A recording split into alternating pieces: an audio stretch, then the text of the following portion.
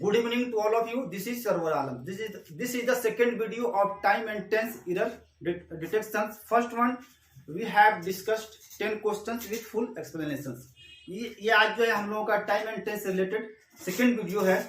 और अगर आप प्रिपरेशन कर रहे हैं bank, SSC, CAT, JET, NDA, CDS या एमटीएस का, तो टाइम एंड टेंस से बहुत सारे क्वेश्चंस आपके एग्जाम्स में पूछे जाते हैं, ठीक है। और हम लोग फाइंड आउट नहीं कर पाते हैं कि जो क्वेश्चन हमसे पूछा गया है ये टाइम एंड टेंस से है या अदर पार्ट्स ऑफ स्पीच से है।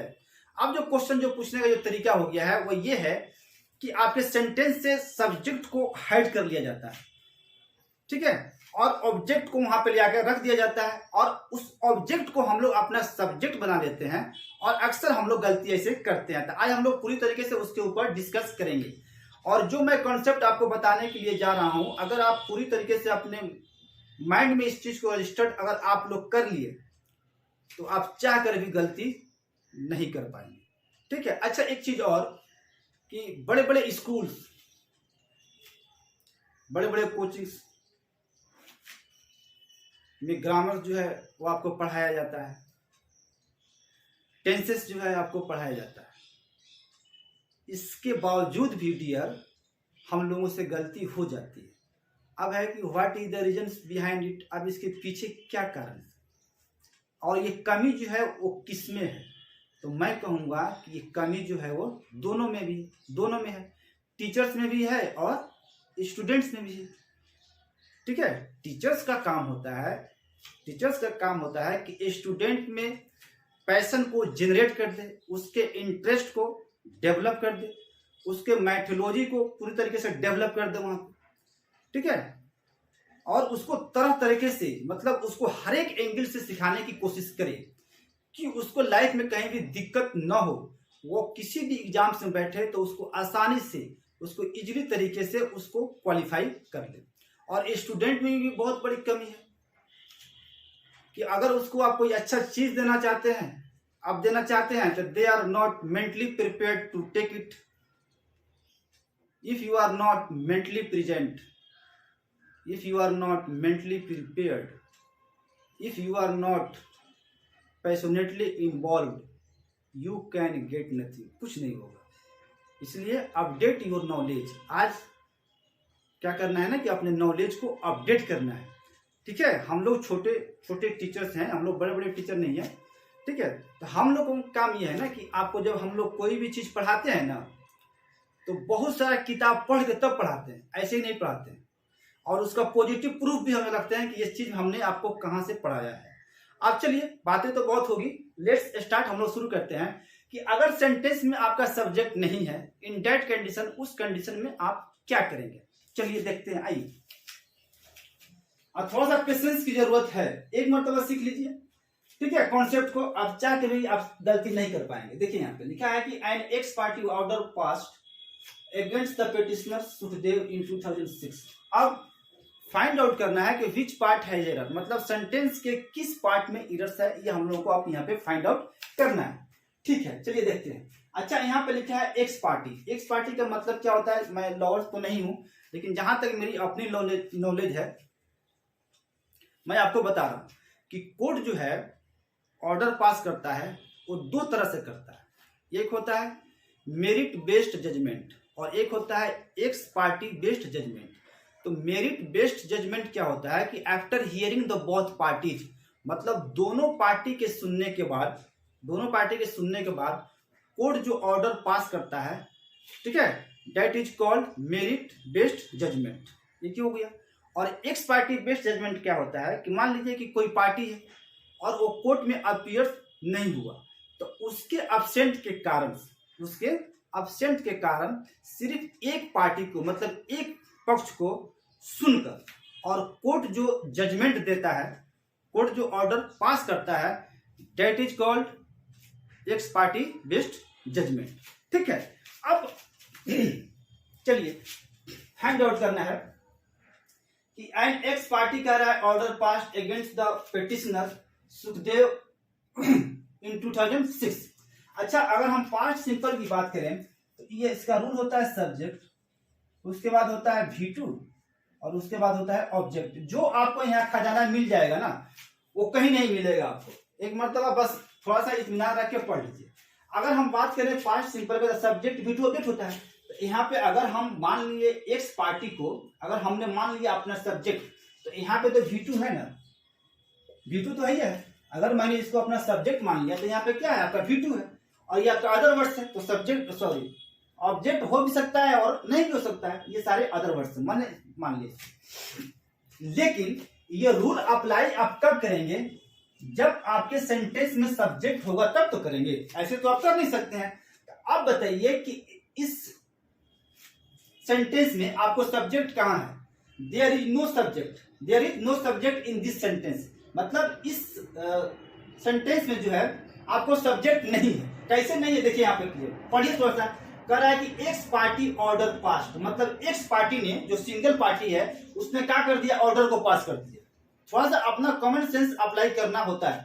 तो एक्स पार्टी जो थी, मतलब जो सिंगल पार्टी, उसने क्या किया, ऑर्डर को पास कर दिया। ऐसा पॉसिबल है क्या कि एक पार्टी जो है दूसरे पार्टी के अगेंस्ट में ऑर्डर को पास कर दे? नहीं होगा, ऐसा नहीं होगा।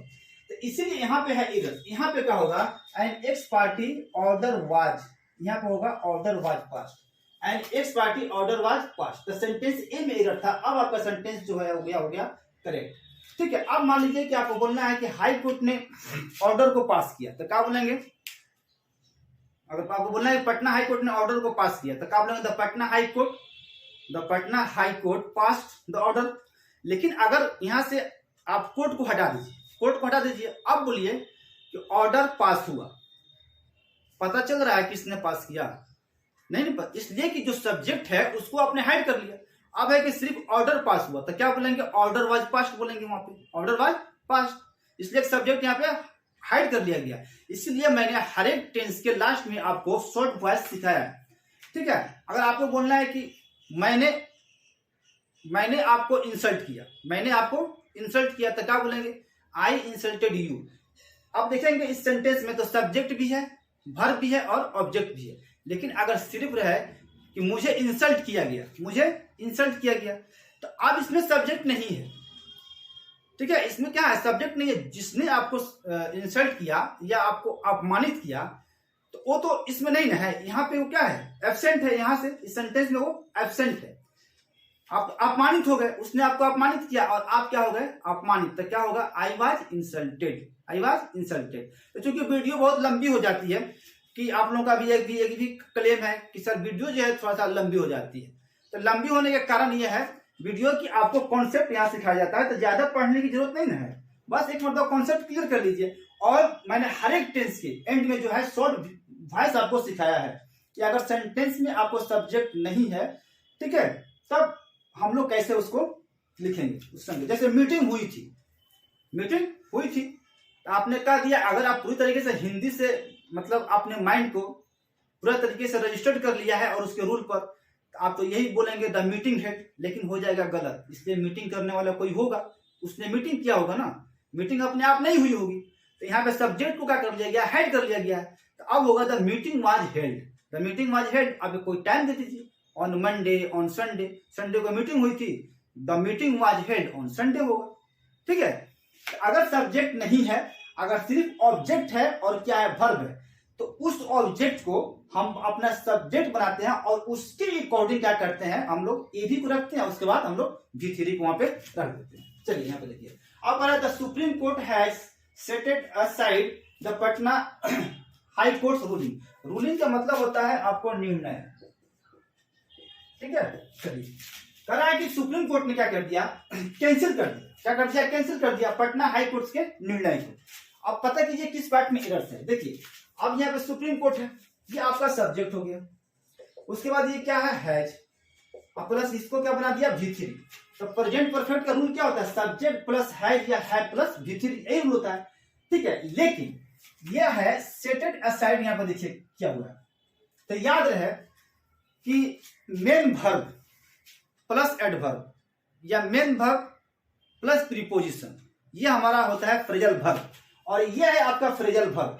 लेकिन सेट का जो है ना, सेट का V3 सेट ही होता है, और यहाँ पे कर दिया सेट, इसीलिए यहाँ पे गलत हो गया। यहाँ पे सिर्फ होगा सेट और साइड। ठीक है, चलिए यहाँ पे देखिए, the order of the court passed 3 days after he had died of cardiac arrest.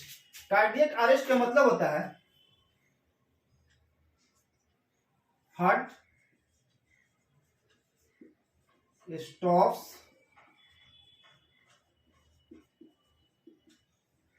Working. जब दिल जो है काम करना, हृदय जो है वो काम करना बंद कर देता है, उसे हम लोग बोलते हैं कार्डियक अरेस्ट।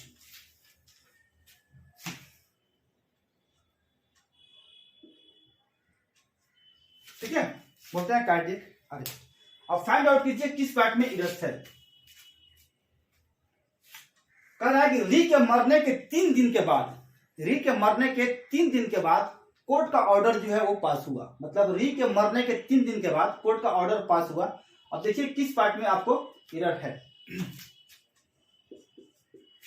देखिए हम लोग पढ़े थे कि पास्ट परफेक्ट में if 2 action happened in the past, the earlier one is denoted by past perfect और the latter one is denoted by past simple. मतलब पास्ट में कोई 2 घटना हुआ तो जो घटना पहले हुआ उसको हम लिखेंगे किसमें, पास्ट परफेक्ट में, और जो घटना बाद में होगा उसको हम लिखेंगे किसमें, पास्ट सिंपल टेंस। यही पढ़े थे ना हम लोग। अब यहाँ पे देखिए, जैसे आपको बोलना है कि मेरे आने से पहले वह चला गया था, मेरे आने से पहले वो चला गया था, तो इसमें देखना है प्रीवियस एक्शन कौन है और सब्सिक्वेंट एक्शन कौन है। ठीक है, तो मेरे आने से पहले वह चला गया था, तो वह चला गया था जब आप आए ना, तो उससे पहले वह चला गया था। ठीक है, तो मेरे आने से पहले वो चला गया था, मतलब आपके आने से पहले वो चला गया था, तो ही हैड गॉन और बिफोर आई केम। तो इस सेंटेंस को आप ऐसे भी बोल सकते हैं ना कि मेरे आने के बाद वो गया, मेरे आने के बाद वो गया। तो मतलब जब वो आए, जब आप आए उसके बाद वो गया, तो आप हो गए क्या, प्रीवियस, और वो आपके आने के बाद गया तो वो हो गया आपका सब्सिक्वेंट। तो अब इसको कैसे बोलेंगे, he went after I had come. तो इसी से रिलेटेड ये आपका क्वेश्चन है, थोड़ा सा माइंड को अप्लाई यहाँ पे कीजिए। तो जो प्रीवियस एक्शन होता है, प्रीवियस, उसको हम लोग लिखते हैं प्रीवियस एक्शन। देखिए यहाँ पे प्रीवियस एक्शन जो होगा उसको हम लिखेंगे किसमें, पास्ट परफेक्ट में, और उसको बिफोर या व्हेन से हम लोग क्या करते हैं, कनेक्ट करते हैं। और उसके बाद जो सब्सिक्वेंट एक्शन होगा, जो आपका सब्सिक्वेंट उसको होगा, उसको हम लिखेंगे किसमें, पास्ट सिंपल में। अच्छा, ये कंजंक्शन है व्हेन, बिफोर या व्हेन, इसकी जरूरत क्यों पड़ी, इसलिए पड़ी कि इस सेंटेंस को, मतलब पास्ट सिंपल को हमको कनेक्ट करना था ना, तब इसकी जरूरत पड़ी। तब जो इसका दूसरा जो तरीका होगा, अब वो क्या होगा, अच्छा बिफोर या व्हेन किसके लिए आया है ना, पास्ट सिंपल के लिए आया है। तो अब जहां जहां पास्ट सिंपल जाएगा ना, वहां वहां अपने पोजीशन को लेकर चला जाएगा। तो इसका जो दूसरा जो लिखने का तरीका है वो ये है, बिफोर या व्हेन प्लस पास्ट सिंपल और उसके बाद पास्ट परफेक्ट। ठीक है, यहां पर देख लीजिए, इसमें आया है बाद, आफ्टर आया हुआ है, क्या आया, कंजंक्शन आफ्टर। तो पास्ट सिंपल अगर सेंटेंस में आफ्टर आएगा तो क्या करेंगे, पास्ट सिंपल को पहले रखेंगे, उसके बाद आफ्टर, उसके बाद पास्ट परफेक्ट। मतलब ये पास्ट सिंपल जो है, मतलब कोई एक रूल सीखने की जरूरत है। ये आपका पास्ट सिंपल जो है, ये क्या है, आपका सब्सिक्वेंट एक्शन है। ठीक है, जो मैंने वहां आपको बताया सब्सिक्वेंट एक्शन है, मतलब जो एक्शन बाद में हुआ, और ये पास्ट परफेक्ट आपका हो गया प्रीवियस। तो ये जो है आफ्टर किसके लिए आया है, पास्ट परफेक्ट के लिए। जो इसका दूसरा जो तरीका होगा वो क्या होगा, ऐसे इसको लिखिए, after plus past perfect plus past simple. अब देखना है इसमें कहां पे गलती है। मतलब री के 3 दिन के मरने के बाद, री के 3 दिन मरने के बाद कोर्ट का ऑर्डर पास हुआ। तो अब यहां पे देखिए पहला एक्शन कौन है कि री के 3 दिन के मरने के बाद, मतलब कार्डियक अरेस्ट से उसके मरने के बाद, ठीक है, कोर्ट का ऑर्डर पास हुआ। था पहले तो री मर गया था ना, री के मरने के बाद कोर्ट का ऑर्डर पास हुआ, तो पहले वो मर गया। तो ये क्या आपका प्रीवियस एक्शन है, तो इसको तो ठीक है, पास्ट परफेक्ट में इसको लिखा है, सब्जेक्ट है, उसके बाद हेड है प्लस V3 है। पास्ट परफेक्ट का रूल क्या होता है, subject plus head plus V3 plus object. ठीक तो है, लिखा हुआ। और बाद में कोर्ट का ऑर्डर पास हुआ, तो ठीक है, यहाँ पे ऑर्डर जो है, तो ऑर्डर ऑफ द कोर्ट, इसको अगर आप सब्जेक्ट मान लेते हैं, इसको ऑर्डर ऑफ द कोर्ट को यहां तक अगर आपने सब्जेक्ट मान लिया, तो ये क्या है आपका V2 है, पास्ट क्या है आपका, ये है आपका V2। लेकिन जब ये रूल जो है आप अप्लाई कब करेंगे, जब आपके सेंटेंस में सब्जेक्ट होगा तब न करेंगे। तो इसमें भी आपका सब्जेक्ट नहीं है, इस सेंटेंस में आपका सब्जेक्ट नहीं है। नहीं है कैसे, देखिए थोड़ा सा बोर्ड साफ करते हैं। देखिए इसमें सब्जेक्ट नहीं है, क्यों नहीं है, कि ये है प्रीपोजिशन, ऑफ क्या है प्रीपोजिशन, और प्रीपोजिशन के बाद आने वाला वो क्या होगा आपका होगा ऑब्जेक्ट। तो कोट हो गया ऑब्जेक्ट, क्या हो गया कोट हो गया ऑब्जेक्ट। ये ऑर्डर जो है, ये ऑर्डर जो है क्या कर सकता है, ऑर्डर को पास नहीं कर सकता है। क्या कर सकता है, ऑर्डर को पास नहीं कर सकता है। तो मतलब इस सेंटेंस में आपको सब्जेक्ट नहीं, चाहे सब्जेक्ट नहीं है तो क्या करें सही हो जाएगा। तो देखिए यहाँ पे क्या है ऑफ, और ऑफ के बाद आने वाला क्या होगा, ये आपका होगा ऑब्जेक्ट। मैं यही बात आपको बार बार समझाने की कोशिश कर रहा हूं, इसमें ऑब्जेक्ट, इसमें सब्जेक्ट नहीं है, मतलब ऑर्डर जो है एक ऑर्डर को पास नहीं कर सकता है। तो यहाँ पे क्या हो जाएगा आपका हो जाएगा वाज। देखिएगा the order of the court was past. अब ये सेंटेंस आपका हो गया करेक्ट। अगर आता the court past the order तब सेंटेंस आपका करेक्ट था, लेकिन इसको तो बना दिया यहाँ पे ऑब्जेक्ट ना, इसको क्या बना दिया ऑब्जेक्ट बना दिया, इसीलिए यहाँ पे गलती था। तो ऐसा इस अगर रूल के अकॉर्डिंग हम बात करें तब तो ठीक था ना कि सब्सिक्वेंट एक्शन था कि उसको मरने के 3 दिन के बाद कोर्ट का ऑर्डर जो है पास हुआ। तो ये पहले तो वो मर गया था, उसके बाद में ऑर्डर पास हुआ। तो सब्सिक्वेंट एक्शन को किस में लिखेंगे हम लोग, बाद वाले एक्शन को पास्ट सिंपल में। तो पास्ट सिंपल में अगर आप ऐसे अनुमान लगाइए तो देखिए ऑर्डर ऑफ द कोर्ट को अगर आपने सब्जेक्ट माना तो यहाँ पे V2 है, लेकिन गलती हो जाएगी। क्या हो जाएगी गलती, सब्जेक्ट को पहले अगर आएगा तब इस रूल का फॉलो आप करेंगे। अगर नहीं आता है तो क्या करेंगे ना कि उसी के वॉइस, मतलब अगर सब्जेक्ट नहीं है ऑब्जेक्ट है और सिर्फ आपका वर्ब है तो उसके ऑब्जेक्ट के अकॉर्डिंग क्या करेंगे अपना वर्ब, उसके अकॉर्डिंग हम एबी को रखेंगे और उसके बाद क्या करेंगे उसको V3 हम वहां पे कर देंगे, इसलिए आपका क्वेश्चन जो है वो करेक्ट हो जाएगा। ठीक है, तो हो जाएगा the order of the court, यहाँ पे हो जाएगा was past 3 days after he had died of cardiac arrest. या इसका दूसरा जो तरीका है उसको आप ऐसे भी लिख सकते हैं, अपने से आप क्वेश्चन क्रिएट कीजिए, बनाइए after he had died of cardiac arrest. ठीक है, और इस पार्ट को आप लिख चले जाइए उधर, the order of the court pass 3 days, आप इसको लिख चले जाइए इधर, मतलब इस रूल पे आप इसको लिखिए। ठीक है, या इस पे लिखिए, लेकिन ज्यादातर आपसे एग्जाम्स में क्वेश्चन इस पे आधारित आपसे पूछा जाता है, तो इस रूल पे ज्यादा फोकस करने की जरूरत है। और यहाँ पे इस रूल पर अब देखिए, before the teacher could finish the question the student gave the answer. मतलब कह रहा है कि टीचर जो है अपना क्वेश्चन फिनिश कर पाते उससे पहले जो है स्टूडेंट क्या कर दिए थे, आंसर दे चुके थे। अब यहाँ पे देखना है कि प्रीवियस सेक्शन कौन है और सब्सिक्वेंट सेक्शन कौन है। तो स्टूडेंट हैव गिव आंसर, ये आपका हुआ प्रीवियस। क्या हुआ आपका प्रीवियस, ये पास्ट की 2 घटना को बता रहा है। तो जो घटना पहले होगा उसको आपको किस में लिखिएगा, पास्ट परफेक्ट में है। तो ये क्या कर दिया था, the student give the answer. तो यहाँ पे गिव नहीं होगा, हैड होगा, हैड गिवन। क्या हो जाएगा, had given. The student had given the answer. ठीक है, before the teacher could finish the question. और ये क्या हुआ आपका सब्सिक्वेंट एक्शन हुआ। तो यहाँ पे सब्जेक्ट है, ये आपका टीचर क्या है आपका सब्जेक्ट है, ये V2। देखिए ये मोडाल्स है, और कैन का पास्ट टेंस जो है ना, कैन का पास्ट टेंस कुड नहीं होता, या मे का पास्ट टेंस माइट नहीं होता। अब यहाँ पे ये पास्ट का मीनिंग इसलिए दे रहा है कि इधर एक पास्ट का क्या है आपका सेंटेंस है।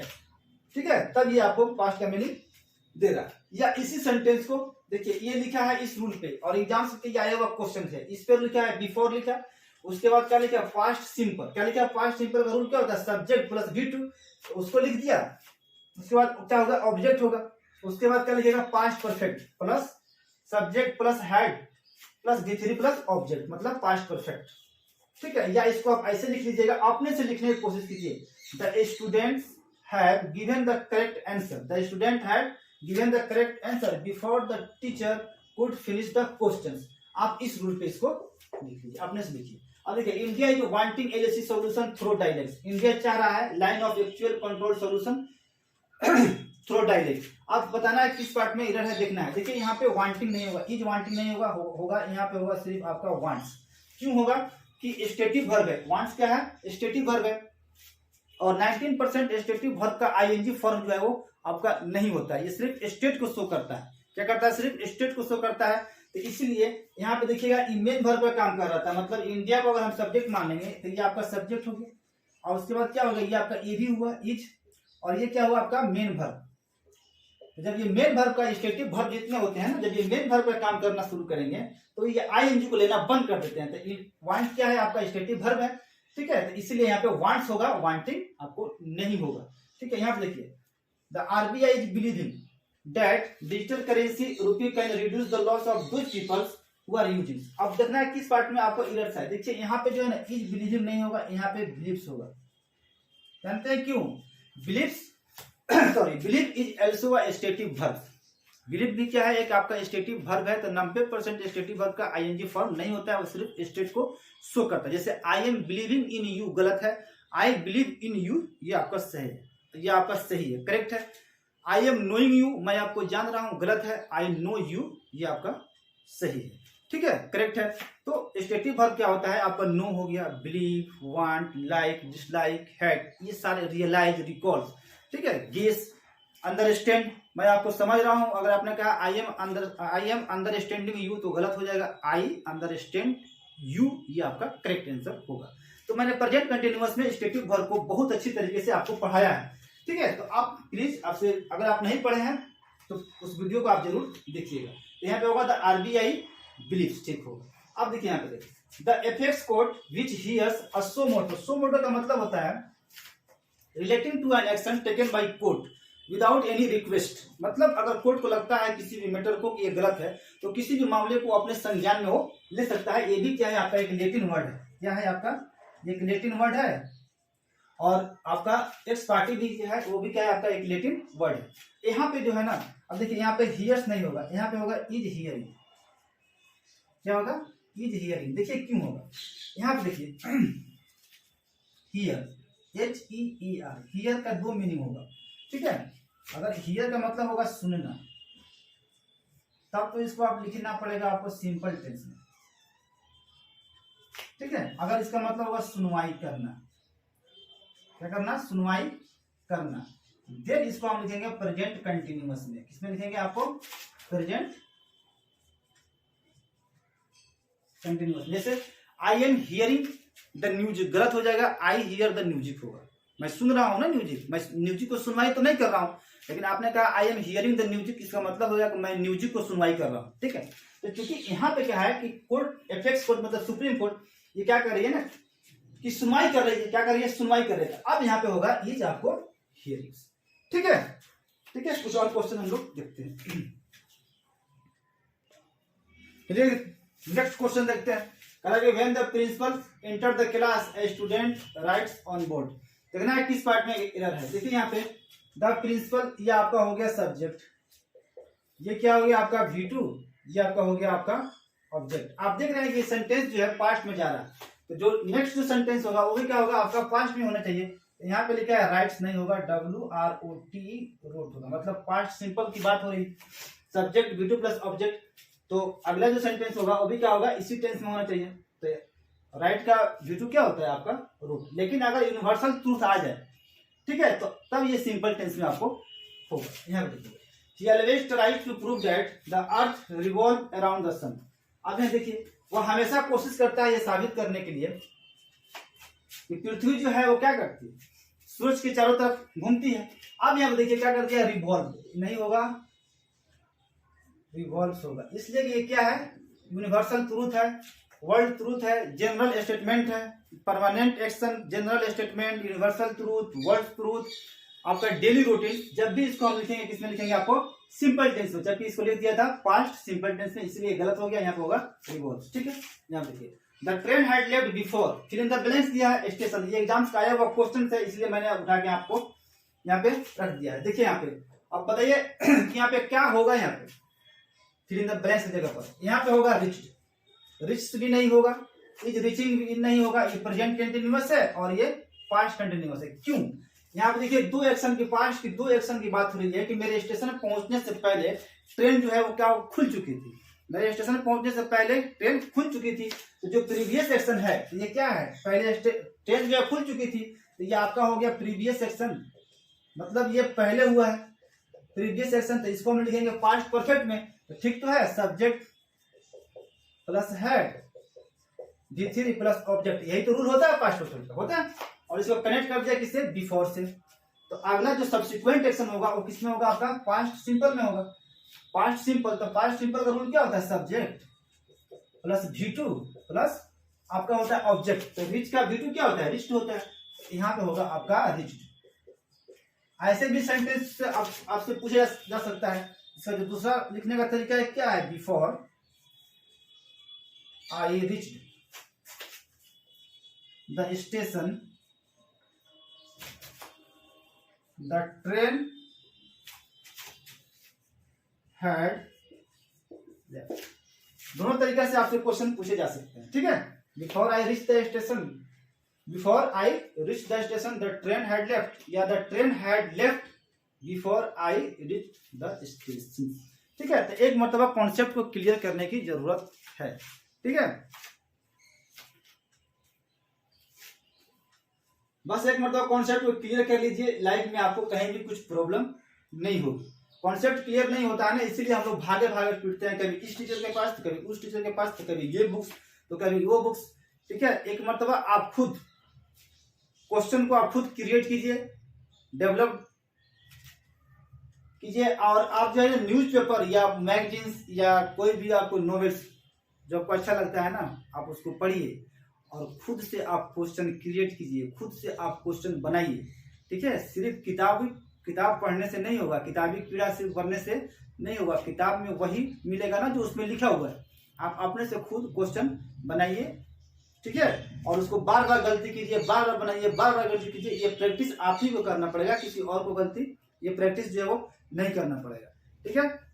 और जो भी आपके फ्रेंड्स हैं, अगर ये वीडियो आपको अच्छा लगा होगा तो जरूर आप उन तक शेयर कर दीजिएगा। ऐसे ही हम लोग धीरे धीरे आगे बढ़ते रहेंगे। इसके बाद प्रोनाउन, एडजेक्टिव्स, आपको वर्ब, वॉइस, नरेशन, प्रीपोजिशंस, मतलब ये सीरीज जो है ये कंटिन्यू रहेगा, ये कभी भी डिसकंटिन्यू नहीं होगा। और जो सबसे आपका एग्जाम का जो इम्पोर्टेंट पार्ट है वो आपका है आरसी, रीडिंग कम्प्रिहेंशन, आपका क्लोज टेस्ट, ये आपका पैराजम्बर्स, ठीक है। तो इसको भी हम लोग पढ़ेंगे। और रीडिंग पेपर, न्यूज़पेपर का सेशन मैं बहुत जल्दी आपके सामने लेकर आने वाला हूं, ठीक है। Thank you, take care.